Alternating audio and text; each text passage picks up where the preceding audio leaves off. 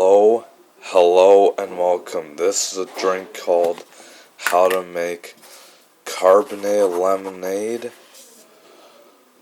Pineapple, and Passion Fruit. First thing you gotta do is you put in the lemonade mix, and you add water to it.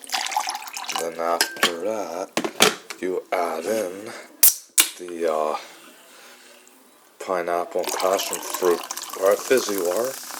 You pour it into this glass. Then after that, let it settle. Then after that, you add in a little more water.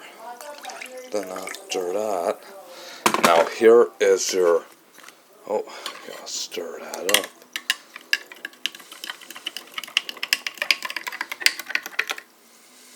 Forgot to do that. Now here is your carbonated lemonade, pineapple and passion fruit. Enjoy it, and thank you for watching.